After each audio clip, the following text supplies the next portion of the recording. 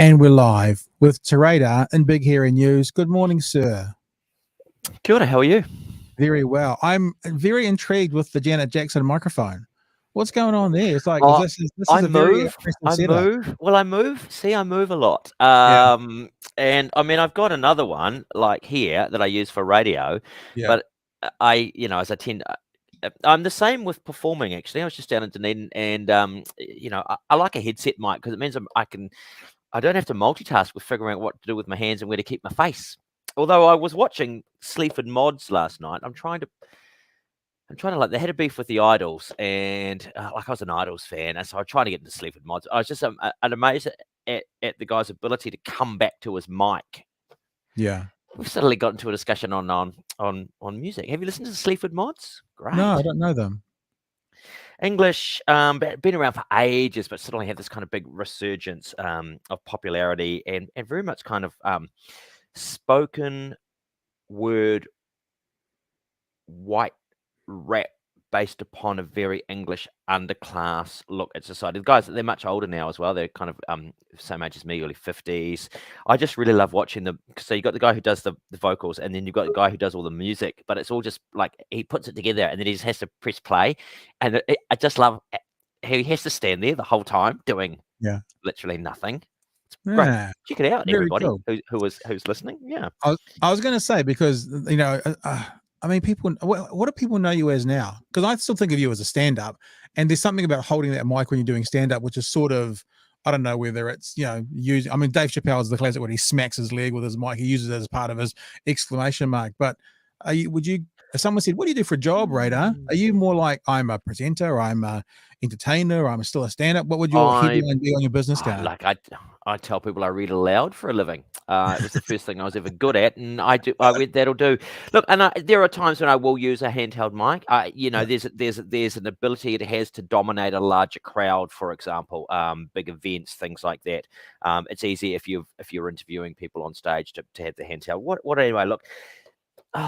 Comedy is still the basis of what I do, but I do a lot of corporate stuff. I do loads of conferences, events, awards nights. It's all comedy based, but it's not necessarily stand up. I still do stand up in a way that I kind of do it. Like I'll do, after dinner speaking at presentations. I've just finished a week in Dunedin doing a new show on the history of intoxicants in New Zealand. Essentially, it's a stand-up show, but it's kind of more documentary. It's more theatre. There's always been a theatrical element to it. It's like documentary comedy. So, it's 60 minutes, 109 images, and here's a whole lot of historical things presented in a funny kind of way. That was what I always wanted to do, was to present reality through the medium of comedy as a gateway into something. Is it stand-up? Yes, not in the traditional sense. Is it comedy? Mostly. I don't know what I do. I'm also digging your background. You seem to be out in the wild blue yonder for our show today. That's pretty cool. Aspirational Maniatoto Creative Commons license, because I've got windows behind this, and particularly at this time of the day that the sun streams through them, and it makes for a strange kind of backdrop. But it's a little bit, again, just having, isn't it fascinating in the last 2 years the transformation and be able to the home broadcast studio, and I've been watching a lot of it come through, and driven actually. They say the porn industry drove the VHS boom. Right. Porn went to VHS as opposed to beta. And I'm watching it in the terms of the technology from home broadcast being driven. It appears a lot in the things that are done by American churches, because they needed to broadcast, and they've really been driving a lot of the tech and a lot of ways of using the tech. And as much as I don't wish to watch them, I'm fascinated to see how they're using the technology to continue to do what they do, which is tithe. I have to say that when the pandemic hit, 2 and a bit years ago, we were already set up live streaming, doing what we were doing. And we did have a lot of churches come to us and go, can you help us understand how to do this? Because we no longer have a congregation. So I think maybe in America, they drove it, as you're saying, the technology, we were already using it. Then churches in New Zealand, several of them came to the podcast that I do, to that kind of contact and did it. I was thinking though, if you were going to drive something towards porn, surely a beta would have been better than VHS. I mean, just purely from the semantics and the, to say my porn is on my beta, that sounds a lot better. Hey, today's going to be a really interesting show. We've got a couple of pre-records in, so you'll be aware if you're watching live, you'll be able to join in by commenting that we can maybe use on the screen, but maybe not interact with. Debbie Ngarewa Paka, co-leader of the Maori Party, will be coming on to talk Maori co-governance. And then David Seymour, leader of the ACT Party, is on as well to talk the same issue. Also, the conversation with Debbie we got into, because I talked to her actually late last night, got into a conversation with her about her co-leader's statements. I think it was yesterday, Rawiri Waititi, who was saying that the retirement age for Māori should come down to 57. Now, I asked Debbie, is this a Māori Party policy? Or is this just like a conversation we're starting? And I think you're saying it's a conversation we're starting, but it was I think it's a really interesting conversation. And it comes to all sorts of flow-on conversations like equity and fairness, and how do we do this, and how do we live this life, and how do we make it as fair as possible and equitable for everybody. And so when it comes to retirement age, I thought what we should possibly do is go to the Retirement Commission, see if we could talk to the Retirement Commissioner to have a chat about retirement and about this idea of Māori. And I mean, I've got other questions around other people also getting retirement early, but that idea as a concept, and flesh it out a little bit. So you're down to Radar? Look, yes, I am. And believe it or not, I'm going to bring climate change into this discussion. Okay. Because it relates to everything. Do you want to do it with Jane, or do you want to do it before we get Jane? Yes, Jane's I do. Let's bring Jane on, because I don't want to keep her waiting. Otherwise, she won't be able to go and eat her chocolate Easter egg. All right. Bunny. I just saw it on the socials. Someone gave her an Easter bunny, I think. Retirement Commissioner is Jane Wrightson. Jane joins us right now. Morning, Jane. Morena korua. Very lovely to be with you. Well, it sounds like you and Radar are already connected through Twitter, so maybe I should just throw to him and step away. You guys have a relationship. I'm not on Twitter. I could not. It was Facebook. I'm old school. That's right. I'm old school. I'm too thin-skinned for Twitter.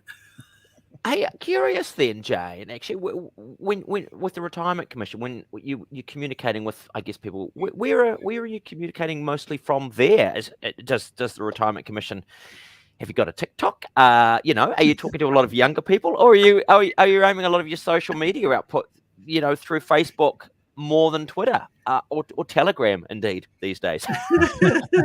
If you wanted to interview my comms person, you could do that, and should tell you. Right. The Retirement Commission is, largely speaking, focused on the journey to retirement, right? So it's a very long journey, and because it's the hardest saving to do and the hardest thing to think about, that's why we've got a job to do here. But it's fascinating stuff, and I've learned so much just being here in a couple of years. And it's like most things, many things in one's life, you go, oh, I wish I'd done that 20 years ago. So you're more there to help people like me who are not at retirement get to retirement. You talked about financial savings, that kind of thing, as opposed to people who are already retired. A bit of both. We've got a number of jobs to do under a couple of statutes. So partly I look after, or I have an advocacy role around pension policy. Because the reason my office was established was that in the 70s and 80s, pension policy lurched about across various parties, right? So one party would bring in one thing, and then the next party would go, no, we'll do something else. And given that there are two things that need to happen in a country, you need to have a stable government policy, which then encourages private savings, and to encourage private savings, it's got to be stable, right? Otherwise, you don't trust the system. So the government has a job to do in terms of how and where it pays the pension, and individuals have got a job to do in terms of thinking about the kind of lifestyle they want after they stop working, and preparing for that. And so for some people, the pension alone is it.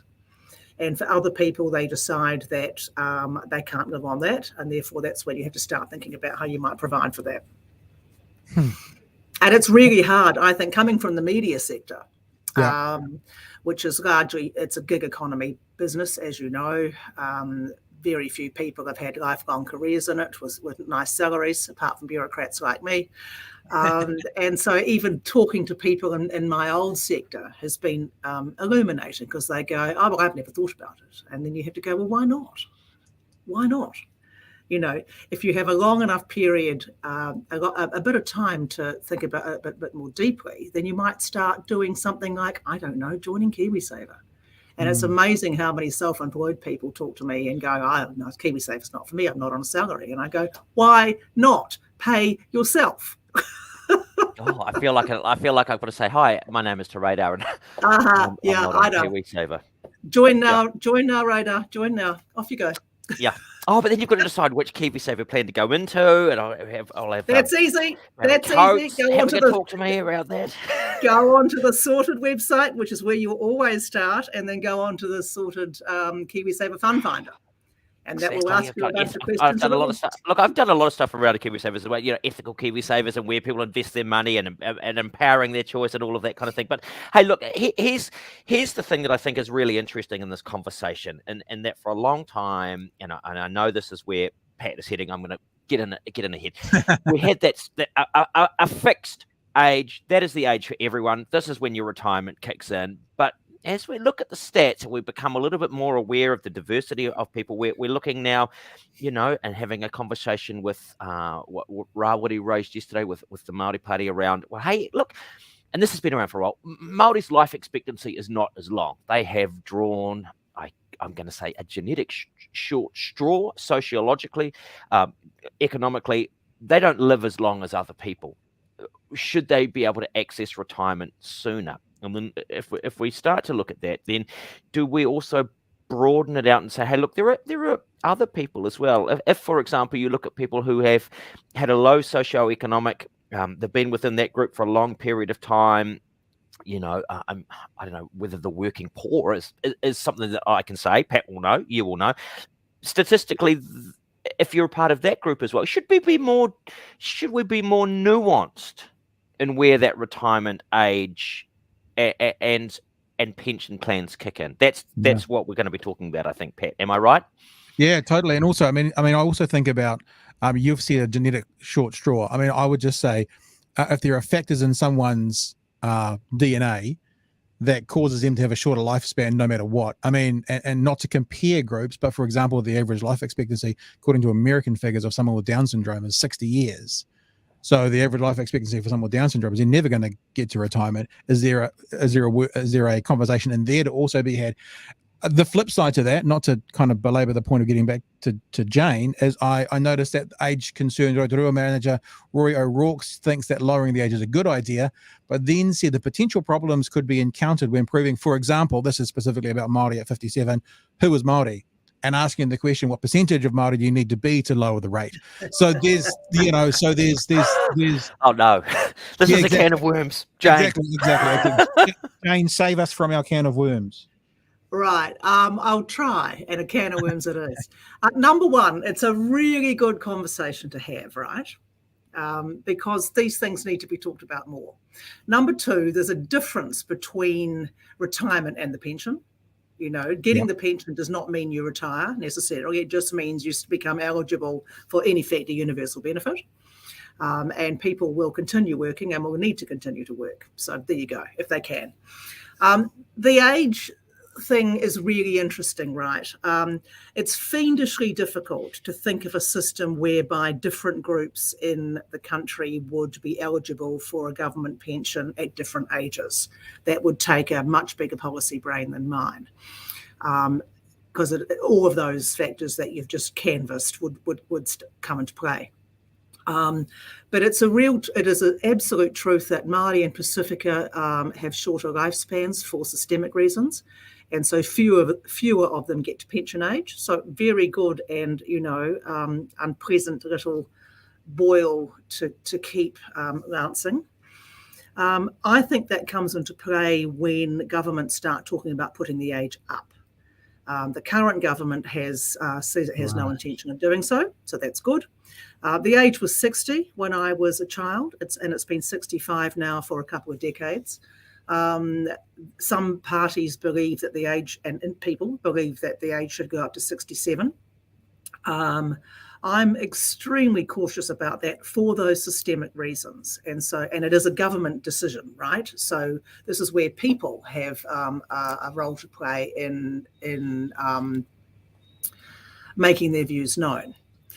And the question to ask is, if you agree that the age should go up, and there are many people who think it should, the question is why? And then the real question is, do you fully understand who it will hurt? Because there are three cohorts in this country who it will hurt, and that is Maori, Pacifica, and women. Pretty simple. And if you're a tradie still on the tools, you're not going to enjoy it either, because your body's about to fall apart. You know. So who it hurts is the much bigger question. And the other question is, if you do want to put the age up, why? Usually the answer is because we can't afford it. And then my question around that is, who says? Who says we can't afford it? And then you get the answer, well, it's a lot of money. Well, yes, it is. So's the health budget. So's the education budget. Yes, it is. An awful lot of money. It's unsustainable. Well, is it? It's about government spending choices. And if, for instance, the country really was going broke and really couldn't afford it, and it's possible at some point, you need to also think of the other levers that you could use. And one of those is the perennial and deeply unpopular idea of means testing. There are other levers you could pull if you wanted to save the country some money. So that is the fiendishly difficult policy cauldron you have started to stir. And easy answers are simply not there. But people talking about it with a more informed basis is not a bad thing. Yeah.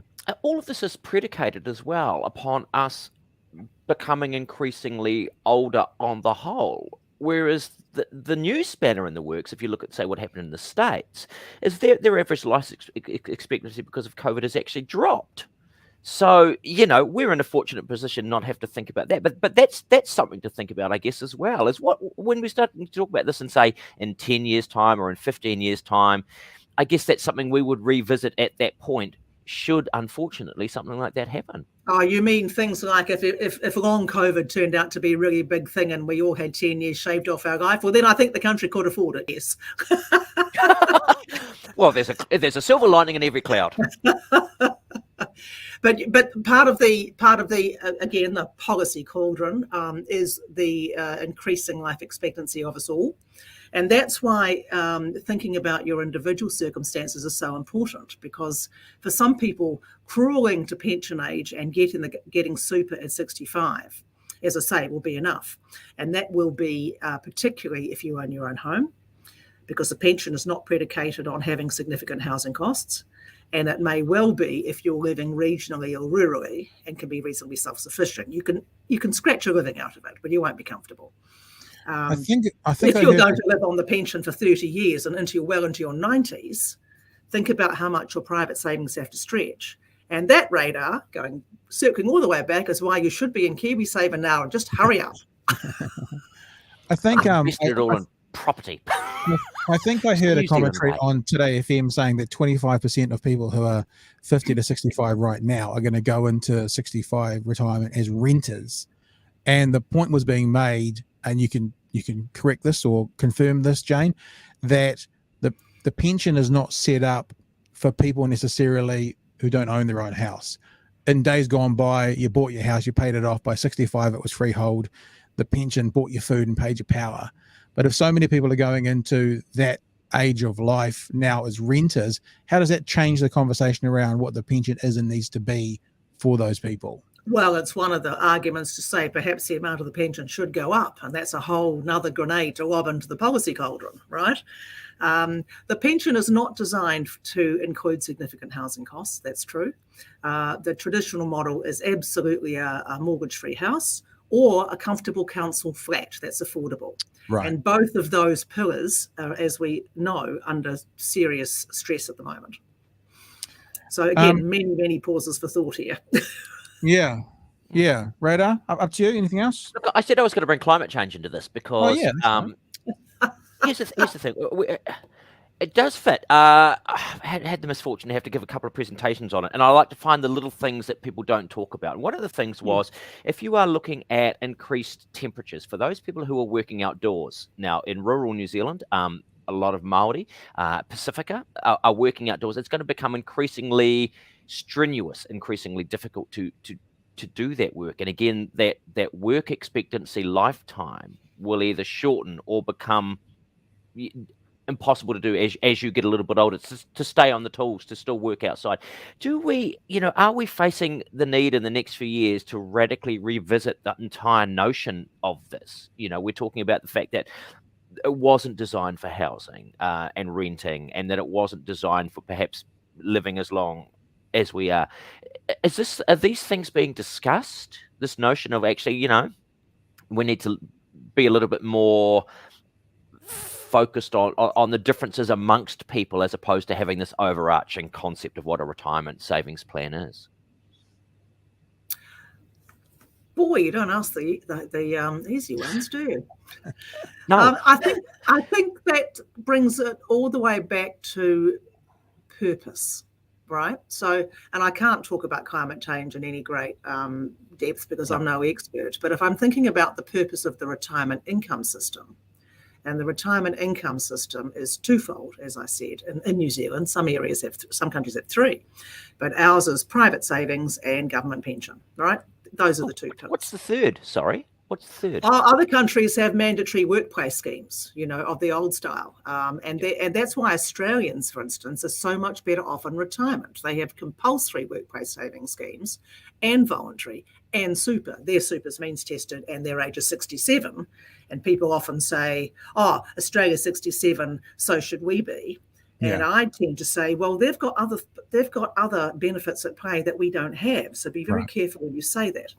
So the purpose of a retirement income system, I did some work on this when I got here, because I said, what's it all for? What's it all about? Which is what people new in jobs can always do and get away with. And there isn't really an answer to that. It's not in statute. It's not anywhere. So I pulled together a bit of a brains trust and said, let's try and work on a purpose statement for the system. And we have, and it's on our website, and it's a bit wordy and all that stuff, but its focus fundamentally is on dignity and mana in retirement, and things like, belonging to communities. And that's why these things are here, So if you're going to start digging deep into the whys in any world, including climate change, always go, what's the purpose? What are we trying to do here? Yeah. Jane, just to come back, as you did full circle on KiwiSaver before, to come right back to the original point we started this conversation with, which is the call for Maori to get retirement or pension at 57. I just want to be clear, because it sounds like what you were saying is that's something to consider if and when the age of the general population pension goes up. So, for example, maybe it would stay at 65 for Māori and go up to 67 for others. Is that what you're actually saying, to be, just so I can be completely clear on what your thoughts are around that? Or are you saying that there is a possibility of investigating the idea of dropping the age? I think it would be practically enormously difficult to have a graduated system. If somebody could work it out on a policy and practical way that is still based in equity, of course that would be a very interesting proposal. But I can't quite see it, not the least of which it will take the scab off the race scar again. How much Maori is Maori? All that stuff. And that would be unhelpful, I think, and divisive. And so I can't quite see how that would work. But the notion that Māori live longer and are less likely to get the pension is a truth. And that, I think, is a useful concept to have in any debate around what the age should be and what the parameters are. It sounds like what you're saying is there's a pool of people in New Zealand, and rather than moving forward, which will detrimentally impact those who are left furthest behind, we should at the very least stay where we are and give them more time to catch up. At a minimum, I would think. But again, these are decisions of politicians, right? And so politicians need to be exposed to a range of views on this and a range of educated views. And I think hopefully that's one of the purposes of my office, that while I can advocate all I like, but we will provide facts and figures and data and informed opinions to go, if you want to go here, this will be the consequences, these will be the good things, and these will be the bad things. And things like pensions and retirement generally, there's a lot of hot air around it, not a lot of knowledge. And not the least to mention as well, if we do stand still per se to allow people to catch up, the responsibilities that said politicians have to enable those people to catch up through policy and changes and encourage it through what they're making, not just to sit there idly wait for those people to catch up, whatever those people are in the situation. Politicians have a role to play to fix the problem as to why those people need to catch up, to allow them to catch up and to be actively involved in that conversation. Yeah. And I think that could play out, if a government did decide to put the age up to 67 for all sorts of reasons that it might decide. There's a displacement effect to that, right? So that it doesn't mean that people between 65 and 67 won't get anything, because some of them will not be employable. Some of them will be ill. Some of them will be disabled, So the displacement effect comes back into the welfare system, if you like. And so have you really helped by making more people beneficiaries on the side by raising the age? Or would you just say that keeping it at 65 with the various inequities in that, there are people who don't need the money, but it's a right, so they claim it. Is that better than putting more people, weighting them more onto the welfare side of the equation? Listen, we should let you go now. Retirement Commissioner Jane Wrightson, thanks for joining us. Appreciate your insights into this conversation overall, and hopefully that can of worms can stay open whilst we continue these chats for the forthcoming weeks, months, years, and who knows, maybe even decades. My pleasure. All right. Thanks, Jane. Thanks, Jane. All right, there you go, Radar. Now, listen, we've got a couple of pre-recorded conversations coming up, and you're involved in one of them, so you know all about Mr. Seymour, and you're not involved in the other one, which is with the co-leader of the Maori Party, because I talked to her last night. And so how we roll here is, because basically that's going to take us to the end of the show. You don't really need to hang around. You've seen one of them and you were involved in the other one. But what I wanted to do is give you the floor. Yes. Yeah, to give you the floor to kind of, you've seen the Debbie Ngarewa Peka conversation, and we've just finished that. Do you want to add anything in here? And then look, it's like the shortest shift ever, brother. It's half an hour and you're done. Right, it's great. Hey, look, I said I was going to bring in some extraneous. We brought in the climate change into that discussion around the kind of retirement age and when are people fit to retire. Actually, one of the interesting things, as I said, I think at the start, I'd just done a show on the history of intoxication. Pensions came into that as well. There was a point in time in the country where you could not spend your pension on alcohol. People were hauled before the courts and had their pensions taken off them if they were seen to be going and spending them on alcohol. So this everything changes. We don't now believe that we should allow the state to judge what people can spend their money on. That is their choice. So these conversations are big and broad. But won't it be interesting if we're talking about co-governance for the next little while, the sense that actually what happens if there is more of a stronger co-governance model, for example, within that retirement thing, and we do say, hey, well, look, we should look at, if statistically, if certain groups are not reaching retirement age, don't have the benefit of that, what do we do to address that? It's a thing around ethnicities, it's a thing around socioeconomic groups, educational status, the whole shebang. But I'm glad, Pat, that I don't have to make any decisions about this. We can just sit here from the comfort of our little studios and ask questions about it. And isn't it great that we are discussing it? And I'll tell you what, there's two great conversations coming up with Debbie and David as well. I was just thinking that's why all the old diggers were probably so good at homebrew, because they all learned how to homebrew and didn't actually go and buy beer. Yeah, well, actually, for a lot of them, they came back, and you're probably familiar with the stats around this. We're talking referenda. Later on, we don't get a chance to talk to David about it. He wanted to have a referendum. When the diggers were away at the war, fighting for their freedom or whatever it is that we now say that they were fighting for, there was a vote. It passed that the entire country was going to go into full prohibition, and it passed by a few thousand votes. And it wasn't until the votes of the soldiers came back that I think there was about 40-odd thousand of those, that an extra 30,000 votes pushed that back over. Imagine being a digger and coming back and saying, God, what was the war like? It's bloody terrible. I'll tell you, we'll go and have a beer and I'll talk about it. Oh, no, sorry, things have changed. So that sense of referenda. I don't know where this was going, other than, where was this going, Pat? I got stuck on. Where was I going with this? I just mentioned offhanded, to take you away from your thought. I apologize for that. Oh, right. When the elderly couldn't spend their money on beer, that's probably why so many of them were home brewers. Because there's some good. That's right. Oh, well, actually, so yes. So I was going to say that actually, many of them would not have had that chance to be home brewers. Many of them actually came back, and local areas could vote to be totally dry as well. So that ability to home brew, not always a guaranteed right of citizenship. So again, this debate around what we can and can't do with citizens is ever present and ongoing. As you were talking about, I think about two situations.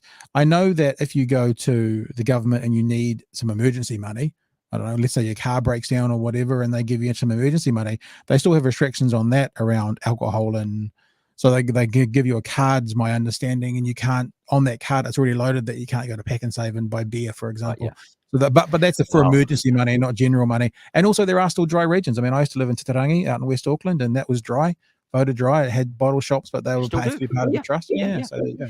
Oh, look, do you want for another time, let us have that conversation around trusts. Yeah. Do you want to offer anything about Deb? I mean, you've seen the conversation with Deb in Ngarewa Packer. I'm about to play it. You're going to go and look after your sick child. Thank you for joining us, giving us some time. Is there anything you want to offer on that before we go? No, I just think if people haven't really thought about what the notion of co-governance is, what even the basic, this going back to the fundamental notions of how do you run an effective and all-encompassing country in this day and age, and is necessarily the notion of democracy as we know it. Mm-hmm. Best thing, I don't know. Yeah, it's a great interview. Right. Hey, thanks for being with us today, Radar. We'll let you go because there's 2 pre-records coming up, and we want to have you back on again for a full hour to get your insights and beautiful face in our daily news show as well. My pleasure. All right, sir. All the best. Okay, so what we're doing now is we have a couple of conversations coming up. They're pre-recorded, as I said, which means you can't participate actively as they're going on. But if you do send us some comments, if you're watching, you want to hear or you want to offer an opinion, happy to put those across the screen as we're having these conversations. We're going to do the first part of the conversation. It's around Māori co-governance. It's with the Māori Party co-leader, Debbie Ngarewa Packer. And we'll rip into that first, and then after that I'll come back and say good day again, and then we'll do David Seymour's response to not response to this interview because he didn't see it, but response to the conversation. Co-leader of the Māori Party, Debbie Ngarewa Packer. Thank you for joining us this morning. Appreciate you giving us a few minutes. Hey, te pai. Good to see you. Yeah, you too. Nice to see you again. I'm digging the what you've got behind you there. That's a very cool scene where we're looking at. Thank you. Yeah. I'm in my regional office, so we've all been virtual, which has been crazy. So everyone around here virtually. Thanks for virtually being with us. Hey, look, I wanted to set up. I've got a conversation potentially with David Seymour at some stage. I don't know. People cancel all the time about his statements around Māori co-governance, and I wanted to basically firstly come to Māori and say, and you know, it's not like the writer reply. I just want to have a chat with you about it, what it's all about, because I'm looking right now at a Stuff article that talks about co-governance, a bland phrase that is laden with meaning, a prefix that has the power to make the right froth at the mouth and the left quiver with fear. So what it says to me at the moment, there's a lot of confusion around what Māori co-governance is, and I really wanted you guys to be able to help us understand, me as well, understand firstly what we're even talking about when we talk about Māori co-governance. I mean, I think first of all, it's always confusing when things are politicized and brought up for a national discussion for probably some of the wrong reasons. So there are and have been existing co-governance models for a very long time, and we've seen it with iwi in some of the health entities. We've seen it with the councils. We've seen it with environmental kaupapa. And to be honest, most of the models are are based around having a say and having some joint responsibility on matters of concern. And to be honest, they work really well, because if they didn't, you would know them. Yeah. And I think that's the real unfortunate thing, is that in Te Ao Māori, when we do things really well, you never hear about it. When we don't do it, you always hear about it. And I think so it's been passed around like stale bread or something, but actually it's value added, and it's kaupapa that's been working in partnerships for a long time. But yeah, so you go. Sorry, I can see you've got something. I was just going to say, here's an example, because when I started to do my research on the topic, because I want to know about it, straight away I came up with Te Waihora co-governance scheme that appears to be working in Christchurch at the moment, and it's a co-governance between a local group, a local iwi, and also local government in general. It's the Environment Canterbury. So this is the kind of thing you're talking about that no one knows about, that seems to be working. And I guess absolutely, it's been working for years. And the thing is that these a really great partnership of capacity and relationships going on. And again, it's not just in the environment space; it's in the health space. This Te Kauaumaro is another example of partnership here in Taranaki, where there is the security of not sharing just resources, but most importantly, that power of being able to be together, making decisions for the best of a wider community. Everyone talks about, and probably way too much, and don't really understand how it manifests on the ground. So everyone talks about governance as though it's some sort of, I think that it's been put around like a boogeyman, and you be careful, all you people who are scared of change, the Maori boogeyman's going to come and get you, and it's going to usurp you, and it's going to take your goods and your everything that you value. And it's just like it's been going on for a long time. And in settlements, every time iwi settle, now let's go there. Yeah. If we look at the aroha and the love that Maori organisations give to the nation, most iwi accept settlements that are 1%, if not less, of the total loss. And remember, this is not loss that's debated. This is theft of their land, murdering of their ancestors, deliberately designed and predetermined, and they accept 1% of that compensation to then be able to come together and help and build a stronger Aotearoa. So there is the boogeyman fear of being put out there to everyone to make it look like, oh gosh, this bunch of natives that are setting up and they're going to attack us in our sleep. I don't know where it's coming from. But the other side of Te Tiriti, now, if we go there, Māori are sort of saying, well, look, we'll partner because it's our obligation to be just as good of a treaty partner as Tangata Tiriti. Now, that's not a singular nation. That's a nation that has tangata whenua and everyone else that lives here. During the Tiriti, it was obviously predominantly British. But now it's everyone. And I have friends, my mum's Irish, and whānau members that love and take seriously their role as tangata tiriti. So the other part of it is that you'll often hear Māori say, by Māori, for Māori. Kei te pai, David, if you don't want to be in a partnership with us, we'll look after ourselves. But, that's okay. That's fine. So we will look after our own well-being, and we will look after here. Under Te Tiriti, actually, we're meant to be 50-50. So we'll just go off our own way and assert our tino rangatiratanga. In fact, what we have is a nation of leaders and current leaders today who are saying, let's do this together. Well, I guess the other question I have, and I know we've got a very limited time today, is this is now being brought up, and I guess it's being put in the media. I don't know whether that's the media hyping it up or ACT hyping it up, or it's actually is as big as this. It now appears that when it's been talked about co-governance, it's more of a national, a new national plan. In other words, there is something happening at a governmental level where the elected body is going to be, working alongside and with Māori for the decision-making moving forward. Is that an exaggeration? Are we not talking about that? But so why is it such a big word or series of words today on a national level? I think it's a the boogeyman. I think it's a scary thing because there is proposition for change, and I think it's necessary to address that. And I think to address change is just as provocative of us saying, actually, the history that we're teaching in our education system, it's got one version. And we need to talk about the other things in the room, like colonization and how our history didn't start from this point. And I think that also comes with, let's talk about evolving te tiriti, because, it's accepted. The courts have accepted it. The international bodies accept it. And I think, so what we're talking about now is the maturing of a nation to actually be able to look each other in the eye without blaming anyone today and accept it is what it is, the good, the bad, and the ugly of our past and how we got here. But most importantly, how do we continue to move forward, embracing that we're not in Europe, we are a Pacifica nation, and there are some things that actually we need to go back to, including the beauty of having Indigenous people in Aotearoa. And so I think for a long time, there were a lot of legislation that stopped Māori from being Māori, from speaking, from having their land, from having our own rangatira, from having our own health. And that has hurt.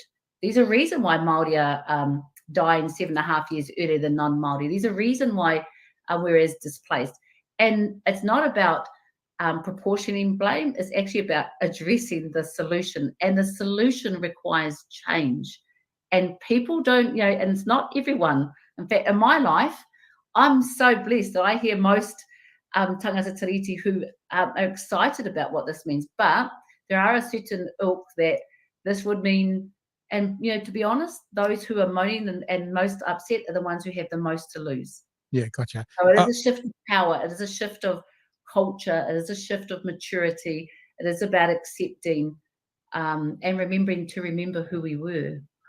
Can you, I guess this is much time for my last question. You've mentioned the word change 3 or 4 times. That means there is a way we're doing things now that is, insert your own word, not working, not fair, whatever the right word is, and there's a way you'd like to see things done. Can you just bring a quick tangible example to what you're talking about? What's not working now that with co-governance you think will be working better? What's not working now is, and I actually think, to be honest, it's not about co-governance. I think there's some things that we actually need to do for ourselves. And I think what's not working now is that Māori are dying earlier, they're unwell. And when we're unwell, we can't learn. And when we can't learn, we don't earn. And when we can't earn, we cannot be living equally in this beautiful country. And I think the list all comes back from the very beginning that we are not thriving. Māori are not thriving in their own nation. And there's a whole lot of government policies and spending for, to make us well. There's a whole lot of treasury investment. There's a whole lot of people trying to help.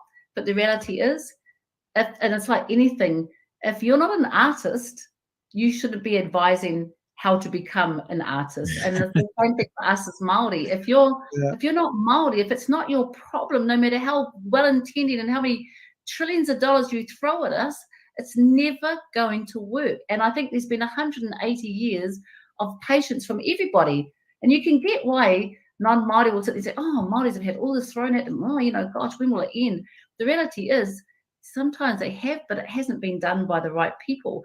So it is about sort of saying, thank you, acknowledgements to everyone and all your best efforts. But Christ, please don't let us do this for another 180 years.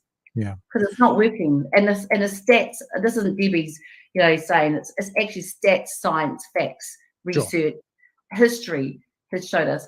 And I think what we have is this beautiful intent. And let's remember, when the treaty was signed, there was more Māori than non. The emphasis of it was that we would come together and have a unity of strengths to make the best nation. Someone's been left behind. And that was never predicted, and we need to address that. That is what needs to be addressed. And we can't do it the same way it's been done, because we keep doing it that way. Keep doing what you do, you get what you get. Have you got 60 more seconds? One more question? Sure I have. Okay. Yeah, sure have. Rawiri, I think either said today or in the last couple of days about floated an idea, it seems like it's in the media, about lowering the pension age for Māori because of exactly what you're saying, the 7-year life expectancy gap, which actually on some levels, I think it's 7-year for men, it's lesser for women, but that's actually, so in other words, for female Māori, so that's actually going to the lesser amount, I thought was actually very generous as well. Is this a Māori Party policy right now, or is this an idea floating around? And also, I guess I wanted to ask if, and I haven't got an example for you, I apologize about this, if there was examples out there where through no fault of their own, through no choices anyone's made, life expectancies were lessened, that we'd also want to support seeing the pension age lowered for those people as well. Yeah, look, I think it's for anyone, and I think at the moment, obviously we always will have a lens for Māori Pacifica disabled whānau, because those are who we're largely lobbied by as well, and represent. But the other part of it is that any setting that's been set according to, and we have stats that say that Māori Pacifica bodies, you might have seen videos like this, because we're being measured against like I say, my mother's Irish and she's a thoroughbred. My father is not, he's Pacifica body. And for years we were measured against a body weight that doesn't fit Pacifica people. Okay. I think if we change the dial so our policy is to address the settings. We're a small nation. We do not need to have the disparities and inequities that we have.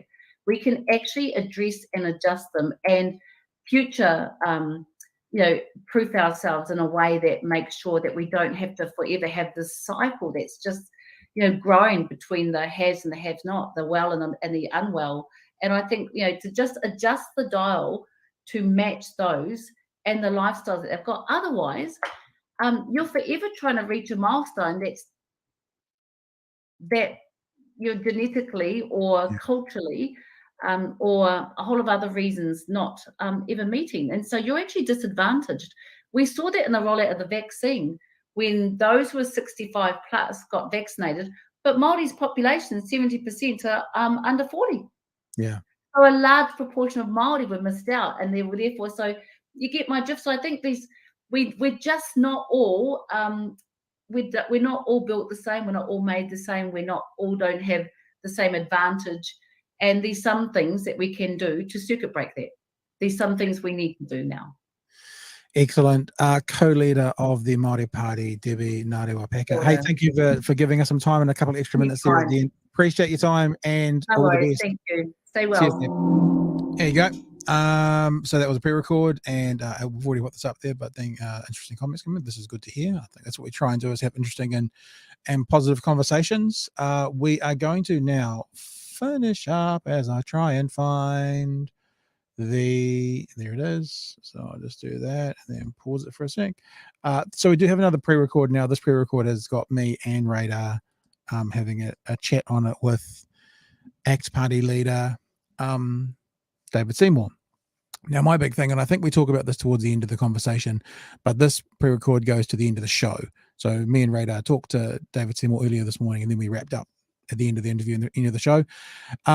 So again, you're welcome to comment on it, and I can put comments up on that you share as it's going, but I can't address David Seymour with any of your thoughts directly.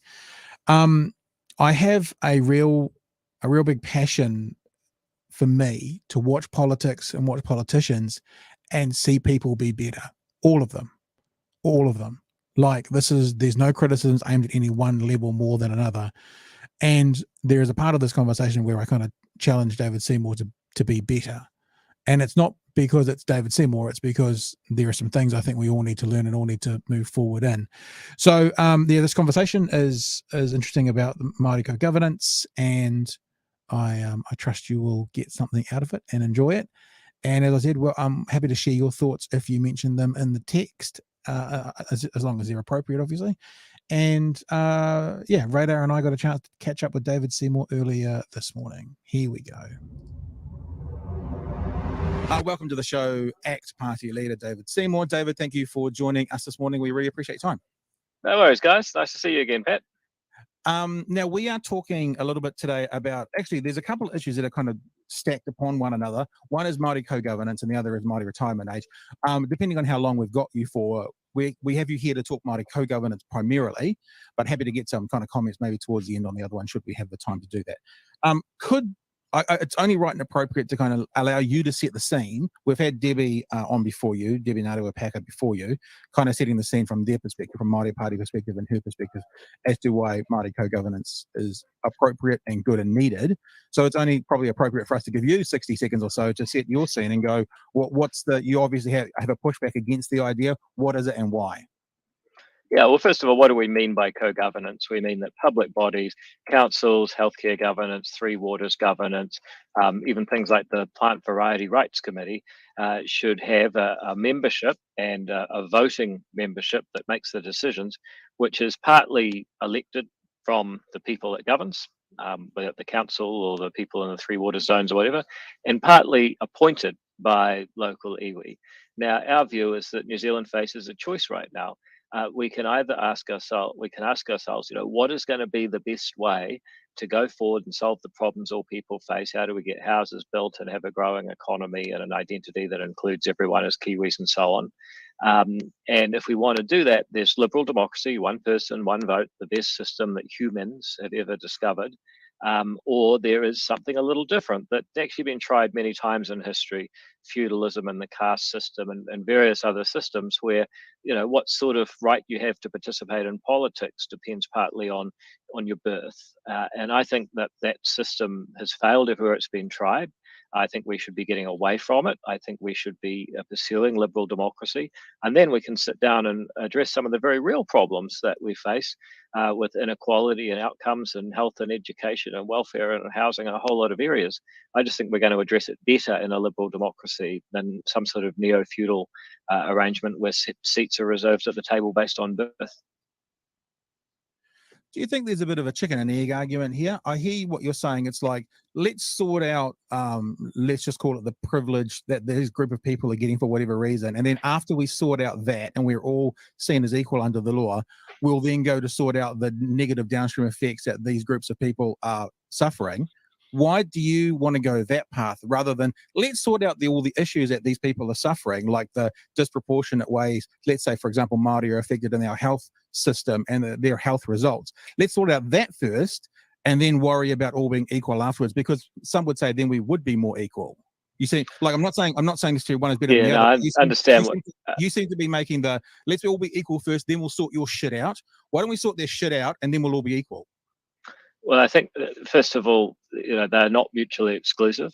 The question is, what sort of constitutional system, what system of governance is most likely to get people better outcomes and more equal outcomes? And that is liberal democracy. There's not even a question about it. Once you start creating different types of political rights for different people, you have real trouble.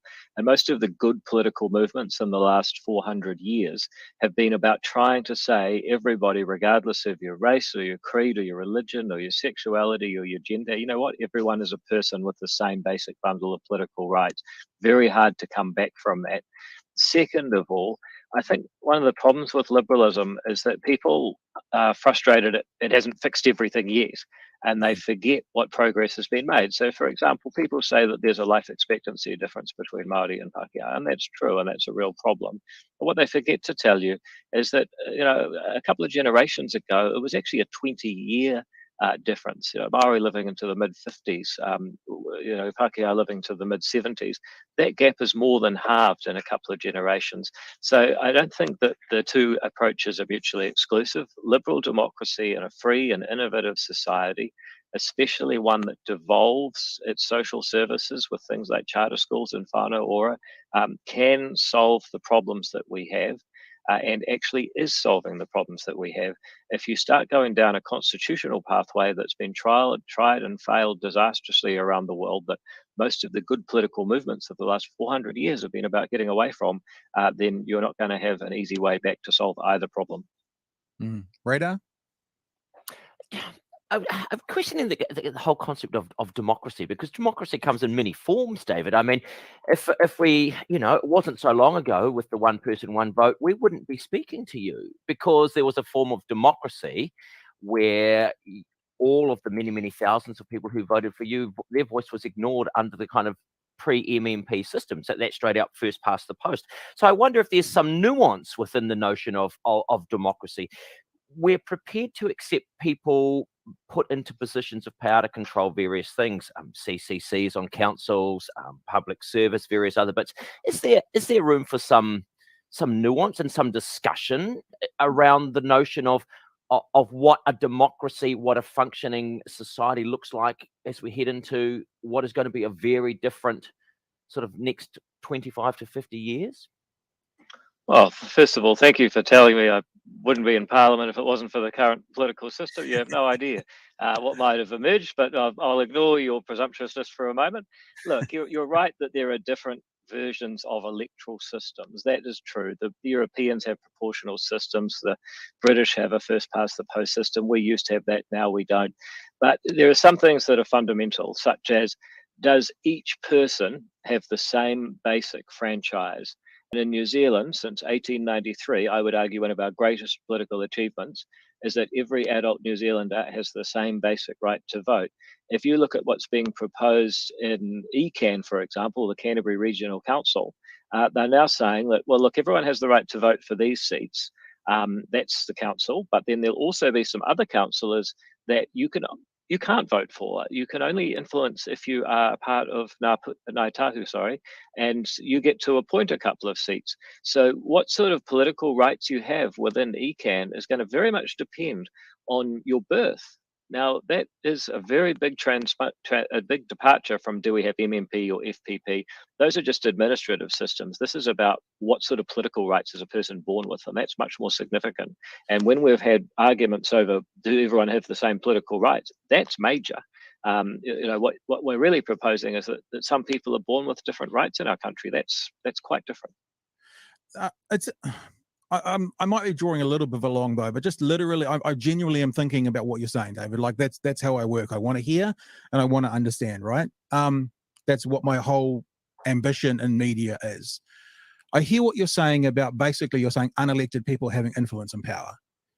How is that any different from advisors, lobbyists, people with money who can then drive a huge amount of money into a campaign, maybe not based around literally their birth, but based around other privileges that sometimes they don't have any control over as well?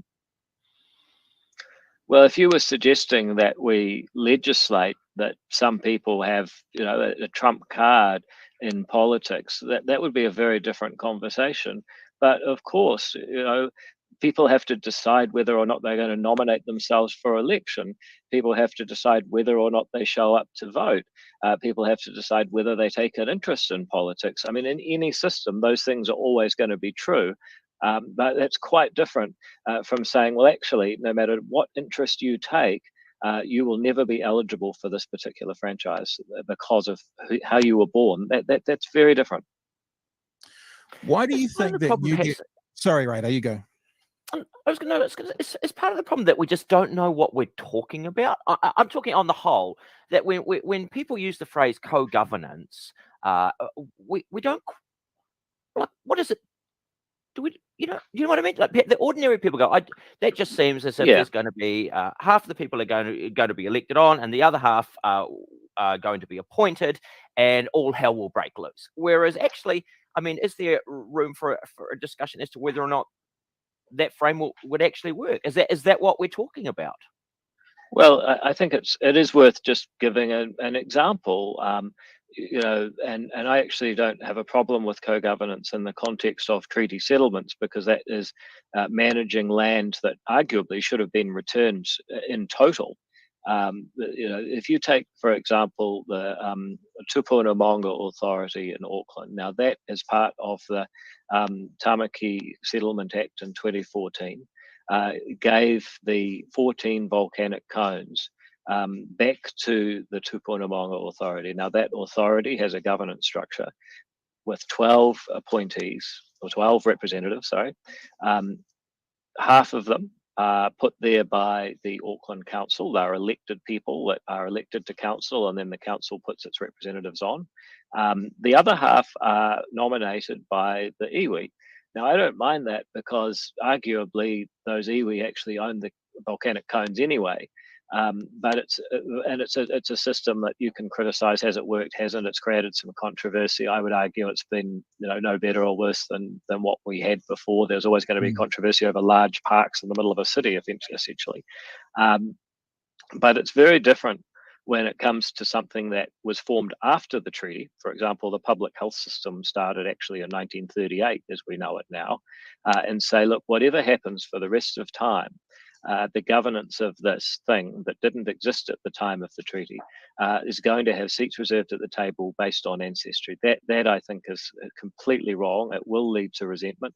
And it also leads to unaccountability, because you end up with a health system, for example, is actually not accountable to half the population, because they can't vote for the representatives, and that to some extent has created real friction with the volcanic cones, because a lot of the people who use and live around the mountains, find that actually it's not really responsive to them. I have less of a problem with that, because, as I say, arguably it should have been given back anyway. But when it comes to things that are truly public entities, that is a real problem. David, part of the conversation that's been coming out in the last couple of weeks surrounding you is that you sort of want to, this is a quote from you, I think, off a Stuff article, or News Hub article. ACT proposes that the next government pass legislation defining the principles of the treaty, in particular their effect on democratic institutions. They ask that the people vote on it becoming law. You went on to propose that the law is set in stone that, quote, all citizens of New Zealand have the same political rights and duties, and, quote, all political authorities come from the people by democratic means, including universal suffrage, regular and free elections with a secret ballot.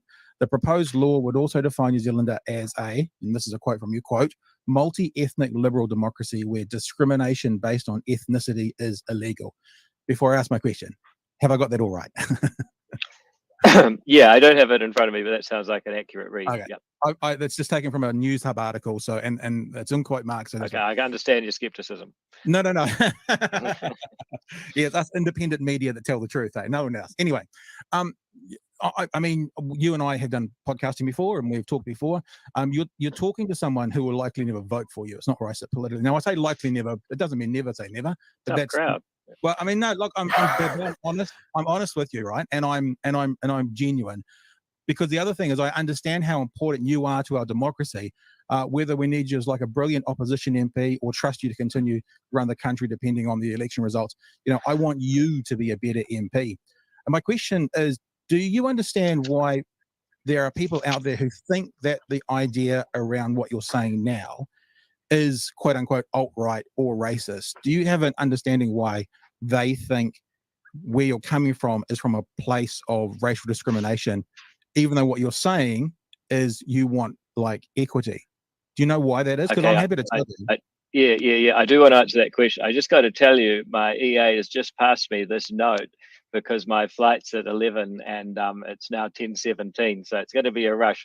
But let me very quickly answer that. Yeah, I do understand why people think that, because the intellectual trend of the last 30 or 40 years now, starting through universities, starting with Foucault and so on, is that there is no objective reality, there is no common humanity, there's just a group of people with perspectives and narratives, and if we want to be good people, then we have to listen to those that are deemed to be oppressed. Now, when I come along and say, actually, no, there is a common humanity, there is one reality, we need to work together to understand it and make it more habitable for humans, people say, oh, but you didn't listen to the group that you're supposed to listen to be a good person. So, yep, people are hostile to that view. But my view is that this is liberal democracy. This is one person, one vote. This is the idea that we have a common humanity, that there is an objective world, that we can all work together to understand it and make it habitable for humans. And if we live that way, we can achieve amazing things for all people. If we start making everything about identity, then we're going to end up with a very hateful and divided world. So, yep, I understand why people say that. I've thought a lot about it, and so frankly, they're wrong. 60 seconds, because I know you're going to go, right? And I just 60 seconds, I'm going to get lynched here. Yeah, okay. Well, I need to finish this off just so we can wrap. And because I'll explain to you from my perspective one of the things. Because, for example, what you're saying, like many before you, seem to equate sort of race as the highest form of righteousness, whereas discrimination happens every day in legislation in every protected class. Yet all we ever hear from MPs such as yourself is there should be no discrimination based on ethnicity. I mean, you can argue there's discrimination based on age, for example, the pension. You can argue there is discrimination based on disability, for example, the parking that get. You can argue there is discrimination based on religious or ethical beliefs, which is a protected class. Should churches be allowed to say no to LGBT couples wanting to marry in their buildings. Yet all we really hear from your sector of politics is race, ethnicity, all that has to be equal, but we never hear the other stuff. I mean, you're able to breach libel laws based on parliamentary privilege. I'm not. That means you have a right that I don't. Okay, this is supposed to be 60 seconds. Look, New Zealanders are equal before the law, right? Okay, the Bill of Rights bans discrimination. Yes, you get pension at a different time. You have to go to school at some stages. That's a stage of life thing that all humans go through. That's not discrimination. Yes, we reserve car parks for people with disabilities, and so we should, because it's a practical matter that people in a wheelchair find it harder to get from the car to the shop, and I want to make it easier for them. It's one of the things our society should be doing, is looking after people who, through no fault of their own, don't have that choice. But to then say, but to then say we're going to make race the one thing that we discriminate on, regardless of your personal circumstances, it's all about race. That's divisive. That's something we've spent 400 years trying to get away from. And the idea that people are casually trying to bring it back as new and enlightened is insane. And with that, I actually have to go because I'm going to miss my flight. We'll let you go. Thank you for see you guys later, David. We appreciate your time. Look, Radar, let's just finish this off, because I think what I heard David saying, and look, I'll be honest, we held him for a bit longer than we said, but I wanted to get to the end of that conversation. I was getting anxious. I've been in his position. What I hear him saying is, yes, there is discrimination in other areas, but that's for a good reason. And that's, I guess, the point that I'm making. From an aspect or a sector of politics, we hear you can't discriminate here. You can discriminate here. It's a little bit like the conversation we hear often from, and I'm not putting this on David, but from the right versus the left. The right says we must have small government. The left typically has bigger government. Whereas what I want is better government. You know, I don't like the tropes. I want better government. If in some areas of government there needs to be more people, it needs to be bigger because it's being underserved. That's what we should do. If some areas it's inflated and we've got too many people and it doesn't need it, it should be reduced. I want better government. And I guess what I was trying to get to David at the end, and he's gone, so we can't respond. So I don't want to make it unfair to say things after he's left, is that I think it's the nuance that's important. And what we're saying is discrimination under law in these areas is fine for good reasons. But from his position in politics, what I was saying is that here so often all we hear is race, race, race, culture, you know, can't do it here, happy to do it there. And it frustrates me, because what I want to know is it an appropriate discrimination or is it not? That's actually the conversation, not there shouldn't be any privileges to this group of people. It's a vexed question, isn't it? You know, and it is. I wonder if it's you know, too much too soon. You know, is it a sense of large smaller steps or small larger steps? As he says, we've got the various authorities around with the Maunga in Auckland. I've seen great examples of projects around the country functioning really well in co-governance. I don't know. It's a difficult one, isn't it? Because it goes back to that whole kind of thing that he keeps repeating of the one person, one vote, which for many people they see as an inherently fair kind of system. Often, many of those people have the privilege of being in the majority. When you've got one person, one vote, and everything's going your way, then you look at it and you go, "Well, this is clearly working. This is working really well because you are in the majority." I was thinking earlier in the day, if the original signing of the treaty had been put to the vote back when Maori were the largest group in the country, and the vote had been to like a no, you know what I mean? It was fine back then. It's a shame we never got to discuss that sense of the referenda. I think the referenda around the treaty is just one of the most dangerous things I've heard in a long time. You know, referenda by their very nature, asking the public, lacks, no disrespect to us in the public. There's no nuance, there's no context, there's no precedent that's easily able to be intelligently discussed at length around the concept of a referenda. We've seen some really flawed decisions made around those. I mean, look at Brexit, for example. You recently with the drug referendum. I've just spent a couple of months looking at the outcome of referendum throughout the history of New Zealand when it comes to alcohol and seeing the absolutely flawed outcomes of all of those. So, I think more pressingly, there is a really big question to be asked around David and his promotion of that referenda. The other thing is what people always forget is everyone's a part of a minority. And what referendum needs to do is also protect the minorities. So I used to talk about this on ZB. People would phone up and they'd rally against something, obviously where they were a majority, and say we need a referendum. And I'd say, are you a dog owner? And if they said yes, I'd go, well, you're a minority, because the minority of New Zealanders have dog owners. What if we put a referendum up there that made dog licenses $1,000 a year and it passed with the majority? Would you be cool with that? And of course they said no. So if you can contextualize something and show to people that referendum is typically, another way of saying referendum a lot of the time is mob rule, especially if it's 51% of respondents. And that eliminates care and appropriate action for minorities. And when I say minorities, I'm not necessarily talking about ethnic minorities, which is what people hear when you use that word, but when you are not in the majority in any situation in your life, you are in a minority position. And that's typically what not referendum do. I think some Scandinavian countries have like a 70% threshold. And I used to be of the opinion, I haven't said this for a long time, that I'd be okay with a binding referendum if you had a 70% turnout, and of that 70% turnout, you needed a 70% response. I think that's a pretty high bar for allowing your average person in the street who doesn't know the inner workings and the downstream effects of legislative change to be involved in this. Let me just say one more thing before we wrap up this bit, is we ran out of time. We always do. It's always when you've got a politician, they're short on time.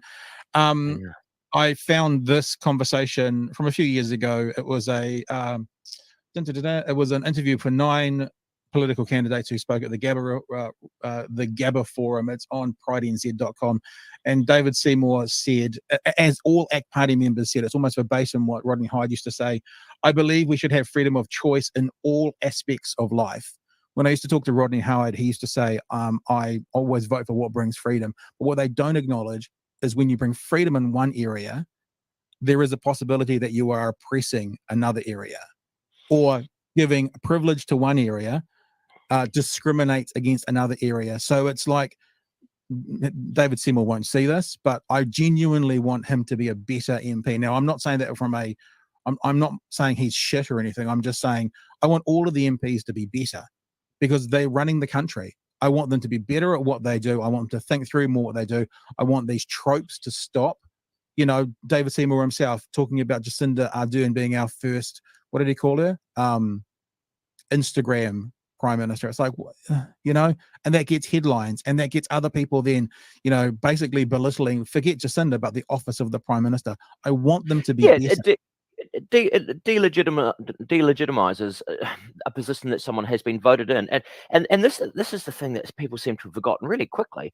That result in that last election was absolutely astounding, and when you go back and look at the wash of red across the entire country, I spend a lot of time out in the rural sectors where you meet a lot of people, and I constantly say to them, and as they complain about the government, do you know anyone who voted for Labor? Because if you don't, I would suggest you're mixing in really small circles, because according to the stats, your entire electorate overwhelmingly voted Labor.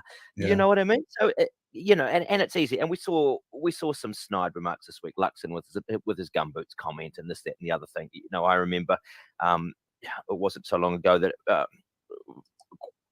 very national line farmer that I know saw Jacinda Ardern speaking around the Bovis scenario and actually said, I've said a lot of things about her in the past, but after seeing how well she handled that, how much she knew all of the issues and the people and could discuss it in a really intelligent way, he said, I'm going to call her our Prime Minister from now on. I think he's since changed his mind. But you know what I mean? This constant denigrating of and delegitimizing of somebody who was overwhelmingly voted into power. It's trivial. I know what you mean, but then again, Pat, if we're talking about people wanting to be good MPs, who would want to be an MP? Yeah. Particularly now, particularly as a woman or a member of an ethnic or cultural minority, when when the rhetoric and the threats of violence and the doxing and the misogyny is so strong, why would you want to put yourself up for that? It takes a very special kind of person. A lot of people would look at that and go, you know what, I can go and do something else and great life without all of that.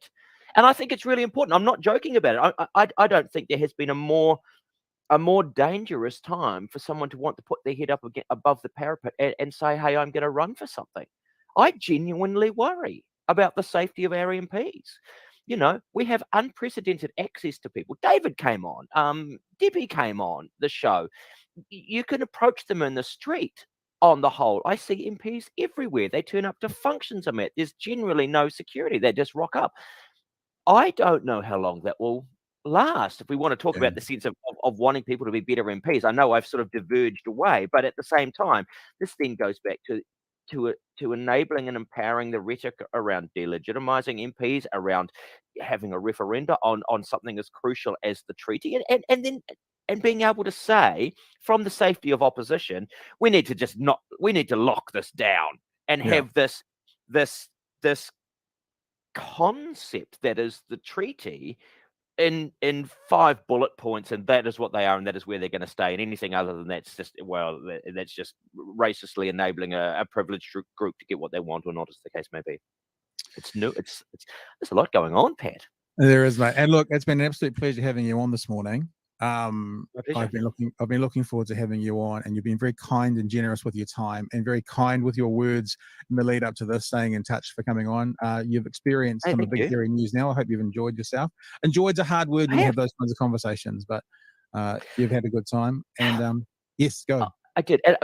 You know, Pat, what I enjoy is that as a country we can still have those conversations. You know, and David, David remains incredibly approachable at the best of times. It may not necessarily agree to him. I wish I could have asked him based on some ACT policies the other day. Why do you and your party hate New Zealand so much? That's a bigger question for another time. It is. And look, we'll be back again tomorrow morning from 11 a.m. Which is when we live stream, obviously, every morning. Radar, thank you again today. You doing touring stuff at the moment? You're in Dunedin a couple of weeks ago. Do you want to tell people where you're at and what you're doing? How to get hold of you? Hey, look, I haven't. Hey, but this is what I've noticed. I have been touring. I've been around the country. I've been doing Young Farmer of the Year in small towns around the place. I spent a week doing my show in Dunedin.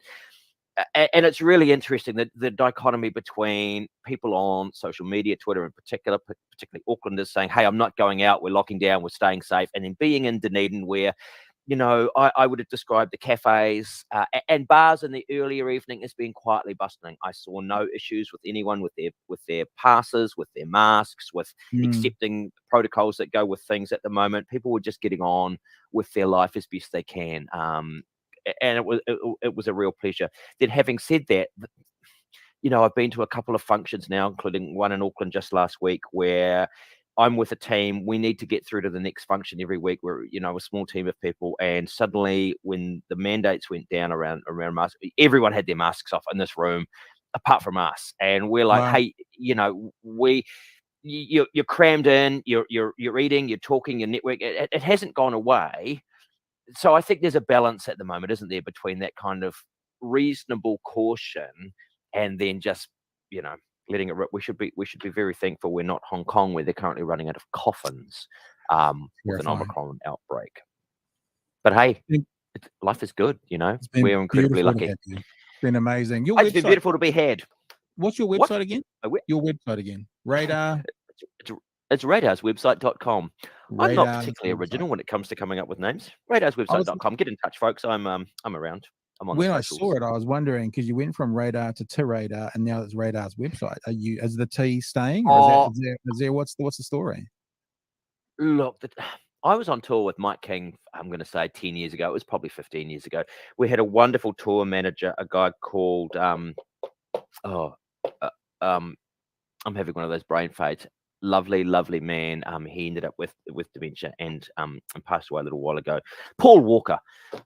He was a great tour manager. If you've ever had bands who went through the power station, he managed bands, and he also put out, I don't know if you remember, the little Maori language guide. It had the kind of little moko face on the front. It was red, and you could it taught you how to speak to gang members and stuff. It was just a really fun and funny way of getting into Te Reo. And we thought it would be funny on the 30 days of the tour between Paul and Mike and myself, just to add the to essentially what we did, because I had an email address and I was calling myself, my business was The Radar Foundation, and we said all we did was we took the H out of that and we gave it to Whanganui. And it really was supposed to be a joke, and it's kind of stuck around since then. you know, I don't know why. It is these things. And again, yeah, you know, it's those incremental changes. I've got a 6-year-old at school, and she's coming home, you know, and she's using. They're just doing little bits in school every day with Te Reo, and she's just using it on a daily basis. Again, you know, Pat, if we were to say compulsory Te Reo in school, and we saw the kinds of opinions that were had about that a few years ago, everyone was up in arms, and now it's just an utterly normal and natural kind of thing to be bilingual. Yeah, it's lovely. We're going to go, keep up Radar. the work. Get out of here. And everybody else will catch tomorrow morning from 11 a.m. All right. Thanks for joining us.